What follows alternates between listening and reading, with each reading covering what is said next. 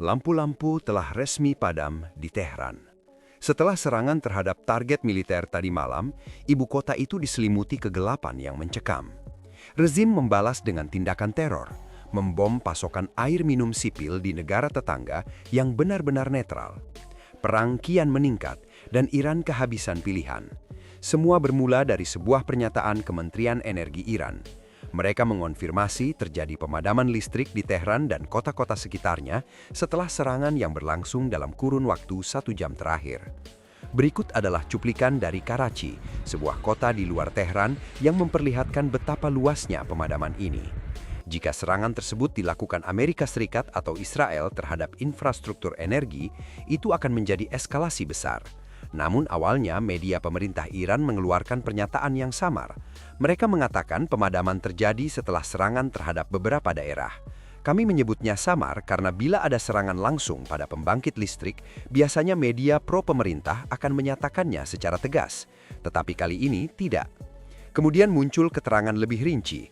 Media pemerintah menjelaskan penyebabnya. Pemadaman disebabkan kerusakan parah pada menara transmisi tegangan tinggi. Target utama sebenarnya bukan pembangkit listrik Iran, melainkan fasilitas militer.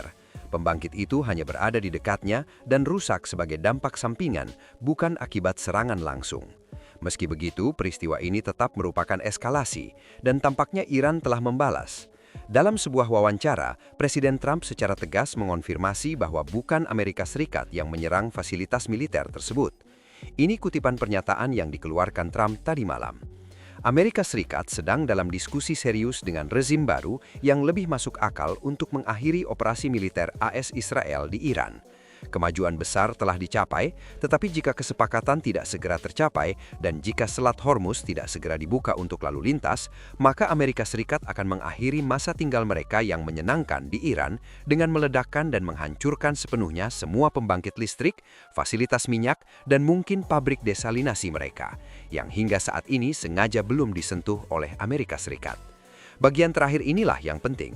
Presiden Trump menyatakan bahwa Amerika Serikat belum menargetkan infrastruktur energi Iran sampai saat ini, yang mungkin berarti serangan yang merusak pembangkit itu bukanlah tindakan Amerika Serikat atau Israel. Namun pernyataan itu juga mengandung ancaman jelas.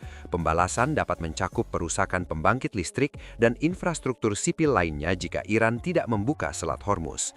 Dan ini bisa menjadi masalah besar ke depan, karena persis seperti yang selama 3 tahun terakhir kita kecam dari tindakan Rusia di Ukraina, menghancurkan pembangkit listrik pada musim dingin untuk menekan warga sipil. Jika Amerika Serikat dan Israel melakukan hal serupa di Iran, mereka akan kehilangan keunggulan moral. Penting untuk diluruskan, sejauh ini AS dan Israel belum menargetkan atau dengan sengaja menyerang infrastruktur sipil manapun. Mereka sejauh ini hanya menggunakan ancaman sebagai ultimatum atau taktik penekanan.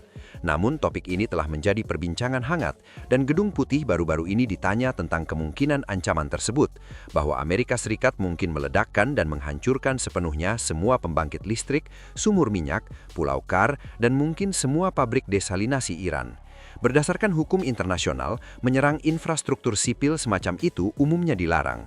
Mengapa Trump mengeluarkan ancaman yang berpotensi berujung pada tindakan yang dapat dianggap kejahatan perang menggunakan kekuatan militer Amerika Serikat, dan bagaimana hal itu diselaraskan dengan pernyataan resmi pemerintah yang berulang kali menegaskan bahwa Amerika Serikat tidak menargetkan warga sipil? Jadi begini, Presiden Trump telah memberitahu rezim Iran dengan tegas bahwa langkah terbaik bagi mereka adalah mencapai sebuah kesepakatan. Jika tak tercapai, Angkatan Bersenjata Amerika Serikat dengan kemampuan yang melampaui imajinasi paling liar siap bertindak, dan Presiden tak ragu menggunakannya. Tentu Trump dan militer Amerika Serikat menegaskan akan bertindak dalam batas hukum. Namun terkait tujuan penuh operasi Epic Fury, Presiden bertekad maju tanpa kompromi. Ia berharap rezim Iran memilih berdamai. Lalu dari sekian tujuan operasi itu, manakah yang paling diuntungkan dengan menghancurkan pabrik desalinasi? Disinilah dilema moral dan strategis muncul.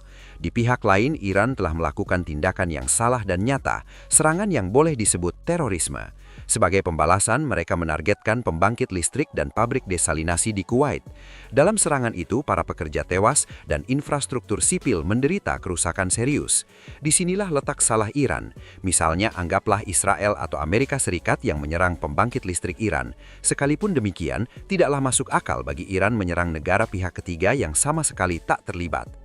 Kuwait sendiri berulang kali menegaskan bahwa mereka tidak memberi izin kepada Amerika Serikat menggunakan wilayah atau pangkalan yang berbasis di Kuwait untuk menyerang Iran. Itu posisi resmi Kuwait. Namun Iran membantahnya. Mereka mengklaim Kuwait mengizinkan penggunaan pangkalan tersebut untuk menyerang Iran dan atas dasar klaim itulah Iran kembali menyerang Kuwait. Namun tindakan Iran itu tetap terorisme. Mengapa? Karena Iran tidak menargetkan pangkalan militer Amerika di negara-negara Teluk, mereka menargetkan instalasi desalinasi dan pembangkit listrik yang melayani warga Kuwait. Itu adalah serangan terhadap infrastruktur sipil, murni terorisme. Ironisnya, Iran tampaknya menyadari hal itu sendiri. Mereka menuduh Israel bukan Iran yang melakukan serangan terhadap instalasi desalinasi di Kuwait.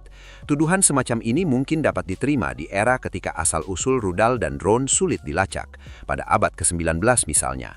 Namun di tahun 2026, jejak peluncuran dan asal-usul senjata dapat dilacak dengan cukup akurat. Iran tahu betul bahwa tindakan mereka salah, dan itu salah satu alasan mereka enggan mengakuinya.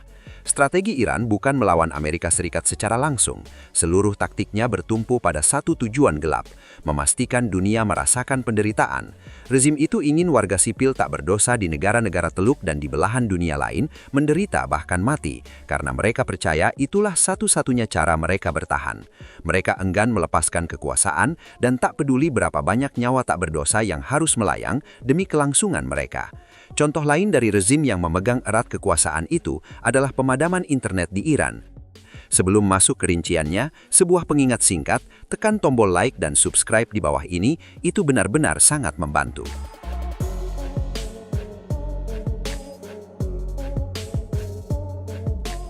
Kembali ke Iran. Negara ini berpenduduk 92 juta jiwa. Kini sudah lebih dari 30 hari, lebih dari 700 jam, ketika hampir seluruh penduduk, sekitar 99,9% warga Iran, kehilangan akses internet. Rezim melancarkan narasi propaganda, menuduh pejabat Israel mengungkapkan keprihatinan atas pemadaman yang telah berlangsung itu. Seraya mengatakan bahwa gangguan tersebut mengaburkan kemampuan dunia memahami sejauh mana serta dampak serangan AS dan Israel. Padahal efeknya paling merugikan adalah terhadap warga sipil Iran sendiri. Kemampuan mereka berkomunikasi dan berorganisasi terkoyak. Seorang pejabat intelijen senior Israel menyebut fenomena ini sebagian sebagai pemadaman kebenaran.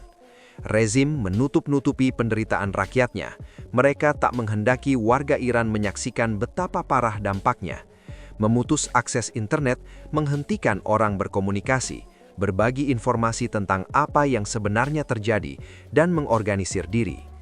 Hal ini penting karena kita tahu Starlink diblokir di dalam Iran. Orang-orang yang sebelumnya mampu mengatasi pemadaman internet kini tak lagi punya jalan keluar. Rezim Iran bahkan telah menangkap ratusan orang yang kedapatan menggunakan terminal Starlink. Pejabat itu menutup pernyataannya dengan satu catatan penting. Ketika pemadaman ini dicabut, dampak penuh dari kerusakan yang dialami rezim akan menjadi jelas. Sementara internet terputus, penindasan justru berlanjut. Pagi ini, rezim Islam menggantung 2 warga Iran yang ditangkap karena ikut serta dalam aksi protes Januari. Eksekusi gantung kini hampir terjadi setiap minggu. Banyak di antaranya diselenggarakan secara terbuka karena rezim ingin mengirimkan pesan yang keras, mengingatkan semua orang akan konsekuensi turun ke jalan. Di tengah semua ini, muncul pula pernyataan lain dari Presiden Trump, negosiasi sedang berlangsung. Pagi ini, Trump mengkonfirmasi bahwa Amerika Serikat sedang berunding dengan pemimpin parlemen Iran, Muhammad Bagher Ghalibaf.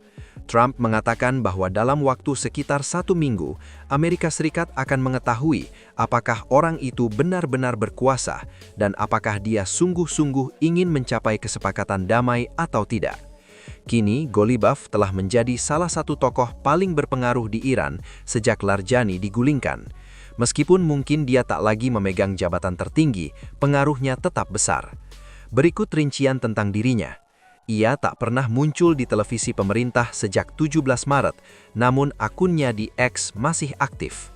Ia berlatarkan Korps Pengawal Revolusi Islam dan ikut terlibat dalam Perang Iran-Irak pada tahun 1970-an, 80-an.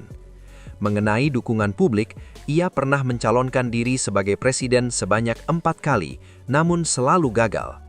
Kembali ke pokok persoalan, adakah alasan untuk menduga bahwa siapapun yang kini berada di posisi kepemimpinan atau tokoh-tokoh yang Anda sebutkan berbeda dengan figur-figur yang tewas dalam serangan awal oleh Amerika Serikat dan Israel? Muhammad Bagher Golibaf, misalnya, juga seorang politikus konservatif. Garis kebijakan dan retorika pejabat Iran tidak banyak berubah dari sebelumnya.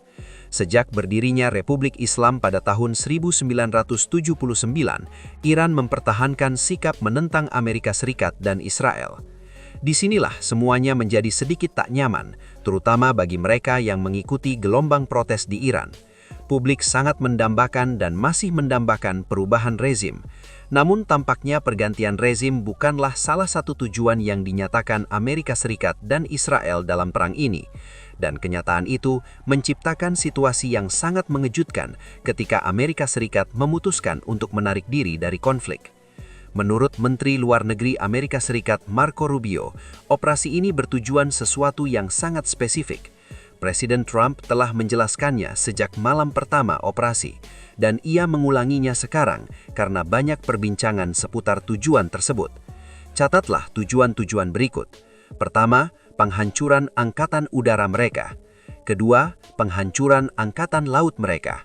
Ketiga, pengurangan kemampuan peluncuran rudal mereka secara signifikan. Keempat, penghancuran pabrik-pabrik mereka agar mereka tak lagi mampu memproduksi rudal dan drone yang bisa mengancam dunia di masa depan. Semua langkah ini dimaksudkan supaya mereka tak pernah dapat bersembunyi di balik kemampuan tersebut untuk memperoleh senjata nuklir. Itulah tujuan Amerika Serikat dan Israel sejak awal. Tujuan itu tetap sama hingga kini. Amerika Serikat dan Israel berjalan di jalur yang benar, bahkan dalam beberapa hal lebih cepat dari jadwal, dan diperkirakan akan mencapai target-target itu dalam beberapa minggu, bukan beberapa bulan. Berdasarkan beberapa laporan, Trump menginginkan situasi serupa dengan Venezuela di Iran, bukan pergantian rezim total, melainkan menghadirkan sosok di puncak kekuasaan yang lebih bersedia bekerja sama dengan Amerika Serikat pada isu-isu penting. Disinilah titik penting yang patut dicatat. Golibaf berkali-kali mencalonkan diri sebagai presiden dan selalu gagal. Bila dia memang menginginkan perubahan rezim, mungkin inilah kesempatannya. Ia dapat bekerja sama dengan Amerika Serikat, membawa perdamaian ke Iran, dan menjadi salah satu pemimpin de facto, mencapai apa yang selama ini selalu diidamkan. Pagi ini, Gedung Putih secara tidak langsung mengkonfirmasi kemungkinan itu.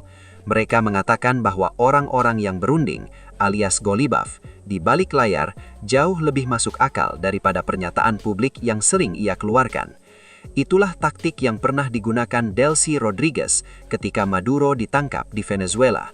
Mereka mengangkat dua pertanyaan besar, satu tentang Iran dan satu tentang pendanaan DHS.